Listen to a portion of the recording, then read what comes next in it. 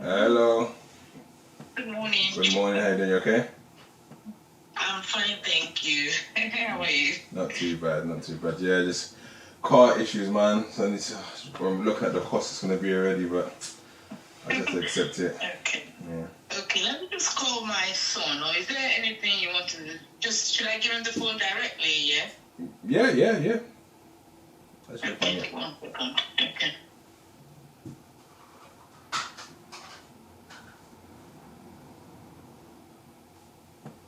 Ooh, what's happened?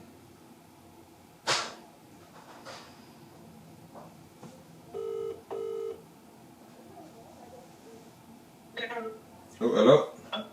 Yeah. Okay. The Yes, connection. Yeah. What's going on, bro? You good? Yeah. What are you up to? Nothing. You know who I am? Yeah, I've seen you on TikTok. Yeah. My name is Bobby. How you doing? Yeah, so Mum's called me. I've spoken to Mum. I do these things quite a lot. Just a little bit concerned about your lifestyle and how you're living. And I mean, tell me your journey. What's going on at home? How's things?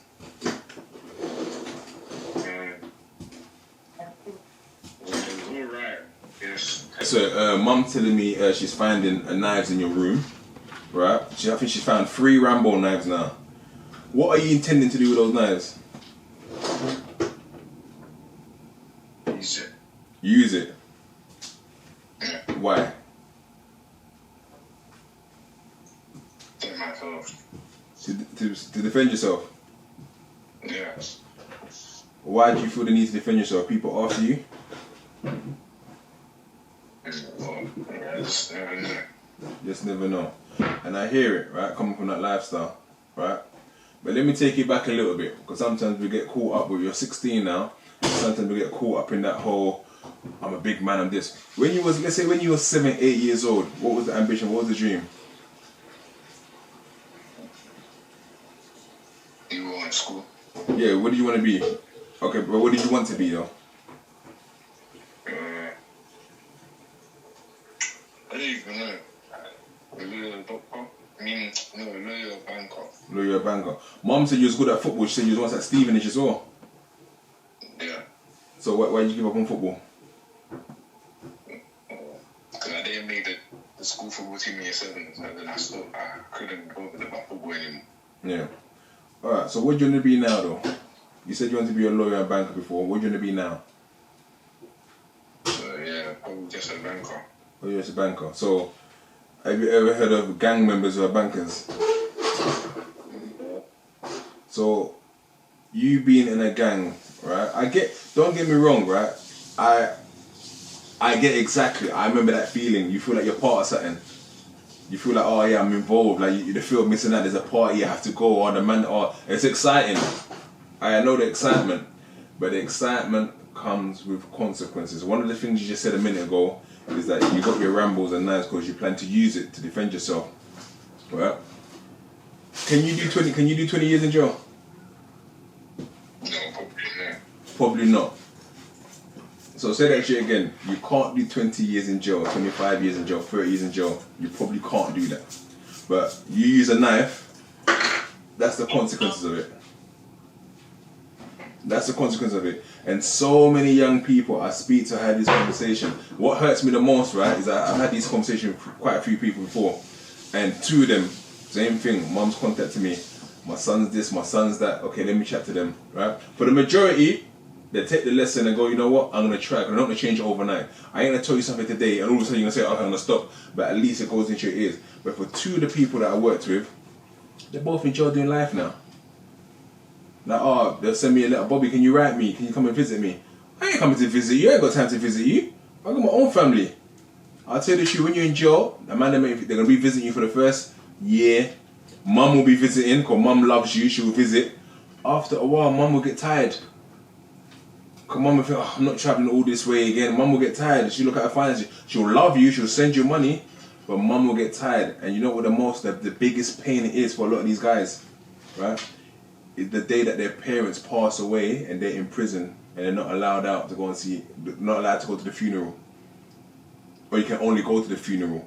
But the lasting memory that your mum had of you, her son, which you born for 9 months, right, is her last memory was that he was in jail, he was in prison. Now, would you want that for your mum?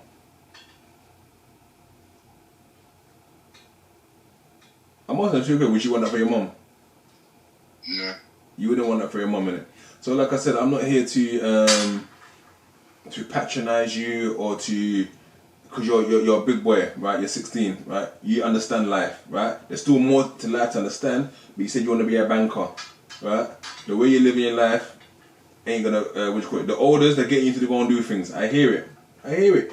You're not gonna be the first person, right? But when things happen, the orders be like, yo, come. They won't do the stuff themselves. They're sending you to do it, right? Whether you admit it or not, they're sending you to do it. You're being used. You're being manipulated, right? But you just think, I need to impress these man. I need a street cred, because it's a buzz. It's buzzing. When your name's ringing bells on road, it's a big buzz. Like, yeah, everyone knows me. It don't mean nothing, though, man. Look, I'll give you a different example. Look at all these other rappers who are in jail now. Their names were ringing off bells, and they said the same message, right? I think even SJ sent the message like, yeah, it wasn't even worth it. So you need to understand for yourself, right? Mum loves you, and you're not even living like in the ends like that. Mum told me you guys have moved out, right? So you're not even living in the ends like that. So you don't even need to be around, right? Yes, you might be bored for a little while, like you ain't hanging around with your same friends and that. And yet, because Mum told me as well, it's not like you're poor. You're not poor, right? Mum says that you guys are pretty decent. You're doing all right for yourself. So you listen to me and understand. You told me why you need to go out there. Because a lot of time when people go out there, them sub stories, oh, Mum couldn't feed, I had to help Mum pay the bills, and Mum's not asking you to pay no bills. You want the latest night text and so on, Mum can help. You're 16, they can go and get a job. My daughter's the same age as you. She just finished year 11. She's going to college. I'm telling her right now, go and get a job. I've got money, but I'm telling her go and get a job. Right? So you can go and get a job at off ends and go to uni and become a banker. And when you become a banker, you make more money than any gang member you see on the streets or on the road. But you're looking at short-term gain, right? You don't need to be active. You literally do not need to be active. But again, I'm just here to pass on the message from Mum. I was meant to come down to the house today to actually visit you face to face, but I'm having car issues right now. So I thought, no, let me do a FaceTime, right? But understand this, right? I can mentor you, right? I can maybe check in once a month. That's if you want to check in once a month. Say, oh, how's things? What's going on? The last thing I want to see is you on the news and Mum crying. My son.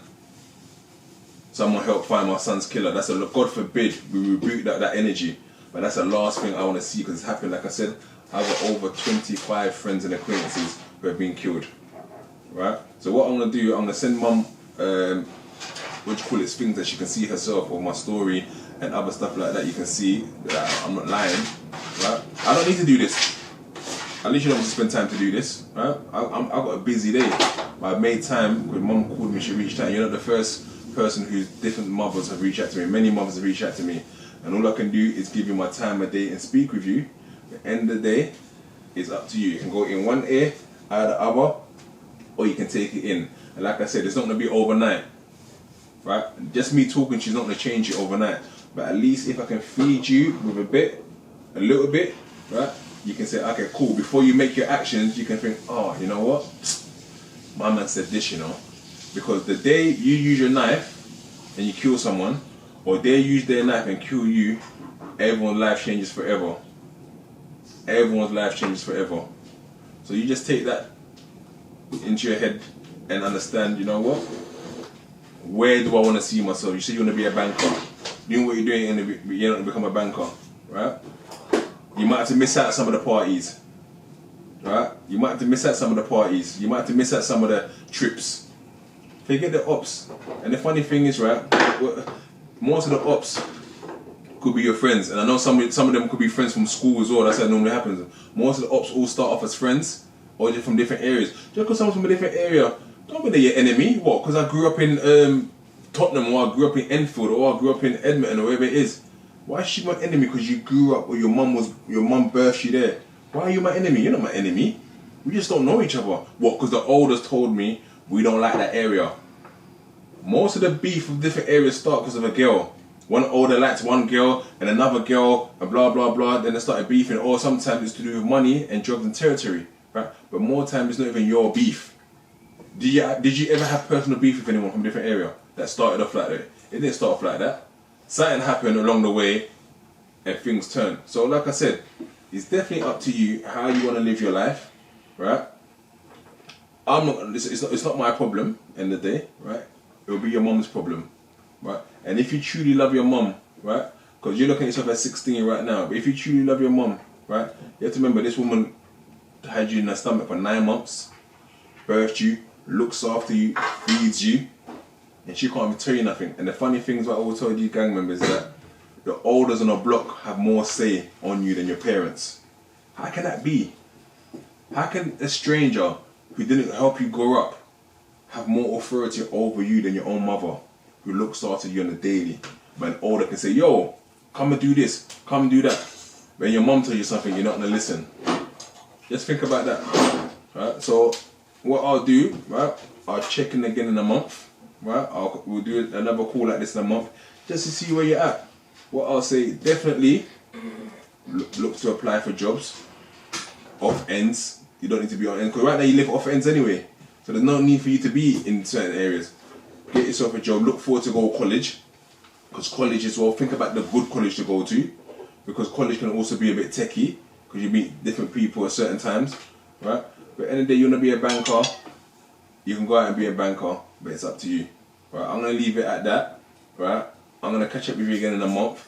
See what the situation is. And look, and don't be afraid. Right? You can talk to me. Whatever's got. Because I get this all the time. Right? Do you make music? Yeah. You make music? I just don't really go studio. You don't go studio? Yeah. Why not? I'm not really too bothered with the vibe. But you just do it as a bit of fun. Yeah. Alright, cool. Next month, right, I'm going to take you studio. Right? I'll take you studio. We'll see what we're going to call. Because I'm managing a few artists right now. And it's a bit of a contradiction sometimes for me, right? But for me, it's like at least I'm giving them a space that they can go do something, right? Because sometimes, a lot of you young people, a few of the guys that I'm managing are on the roads, are on the gangs, and some of their lyrics is controversial, some of the lyrics is violence, but I say, you know what? I'd rather them go in the studio and make their lyrics than them be on the streets carrying out those lyrics. So if I can take you for 4 or 5 hours and put you in the studio, you're doing something constructive, right? Regardless of your lyrics, because your lyrics are your lyrics, right? You're depicting whatever life you're living, right? But at least for 5 hours, you're away from trouble. At least for 6 hours, you're doing something constructive. And who knows what can come from that career. But you need to make a plan. We need to have a 6-month plan. So what we'll do, right? I'm going to set you a objective, right? So I'm going to catch up with you in a month. But before that, I'll speak to mum to see if I can book you in the studio. But so from 30 days from now, right? If you can do this for me today, please, a favor, right? Write down 30 things that you enjoy doing or that you like doing, right? Whether it be music, whether it be football, whether it be something you like to eat, whether it be something you like to watch, whatever it is, just write down 30 of the most important things that you like, right? And then list them all out and send it to me. Ask them to send it to me today, right?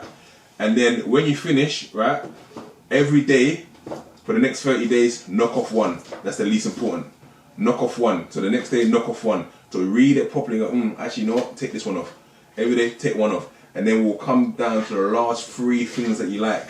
And with that, we can build your passion from that. So that's your exercise for me, right? So today, write down the 30 things and we'll go from there. I hope that's been helpful to you today, right? Like I said, I don't need to do this, but at the end of the day, mum's reached out to me, so I'm going to, right? Don't let everything I say go through one ear and the other. You might think, oh, look at this older, blah. Yeah, I'm taking time to speak to you, right? So take heed. If you don't do it for me, because you don't know me from nowhere, I'm a stranger, right? Do it for your mum. Do it for mum. Because it takes a lot of courage for a mum to reach out to someone and say, I need help, I'm struggling. Right? Not every mum will do that. Some mum are weak. Some mum just give up, say, I can't do this no more, and they give up and give their child to the streets. Your mum's made effort. Yeah, so take that on heed, right? Yeah. Cool, I'll leave it there. Pass me mum, please.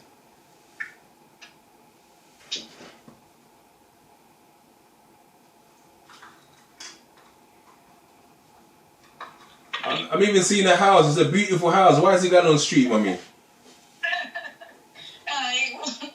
Hi, thank you. No problem at all. So I've sent him a little exercise today, right? To write down 30 things that he likes or he enjoys, whatever it is. And every day he has to take off one thing until he's left with the last 3. And that last 3 we can try to create his passion from that. But I've said I'm also going to take him to a music studio. He said he likes making music as well.